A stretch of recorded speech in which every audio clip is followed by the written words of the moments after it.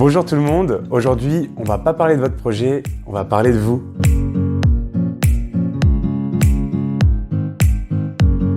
Les partenaires affirment toujours que si votre projet est important, celui qui le porte l'est davantage. Et pourquoi ça? C'est parce que vous mettez de l'énergie dans votre projet, vous mettez de la stratégie et surtout vous imitez de la conviction. Et la conviction dans un projet, c'est très important, c'est-à-dire l'art de convaincre, parce qu'il faudra toujours convaincre le client d'acheter, convaincre le fournisseur de livrer, convaincre le financeur de financer ou convaincre le salarié de travailler. Il faut bien penser que les partenaires veulent savoir à qui ils ont affaire. S'ils n'ont pas confiance, s'ils ne sont pas convaincus, ils risquent de ne pas s'engager avec vous. Donc, et là c'est très important, les partenaires doivent être convaincus que vous avez la capacité à réunir les ressources nécessaires à la réalisation de votre projet. Ça, c'est la chose la plus importante. En général, quand vous portez un projet, il faut avoir en tête que vous êtes la pièce maîtresse de ce projet. Vous avez le premier rôle.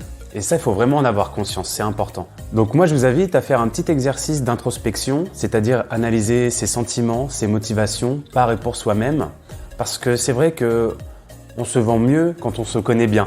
Tout d'abord, vous avez le profil. C'est vrai que si vous avez l'impression de posséder des qualités comportementales ou psychologiques qui sont en général appréciées chez un entrepreneur, il faut en parler. Ça peut être la confiance en soi, la motivation, le sens des responsabilités, l'esprit d'équipe, la débrouillardise, ou encore la persévérance ou la solidarité. Il n'y a pas de profil type de créateur, mais c'est vrai que certaines qualités peuvent mettre en évidence le fait que vous avez la capacité de créer, mais aussi de diriger par exemple. Ensuite, vous avez la motivation. C'est vrai que la motivation, c'est quelque chose d'important et il faut en connaître les origines et les sources. Est-ce que vous savez ce qui peut vous amener à booster votre projet? Si vous êtes une équipe, est-ce que toutes les motivations de l'équipe, est-ce que ça match entre toutes ces motivations? Là, on montre plus votre capacité de vouloir bien faire et surtout dans la continuité. Ensuite, vous avez l'expérience et le parcours et ça, c'est vrai que les partenaires sont très intéressés par ce genre de choses. Là, il va falloir mettre en avant votre CV et les différents projets que vous avez fait. Donc, parler de votre formation, des diplômes que vous avez obtenus.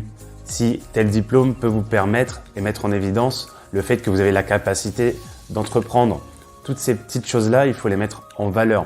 Et même les projets qui n'ont rien à voir avec le travail, tout ça, ça va traduire le fait que vous mettez de l'énergie dans ce que vous faites.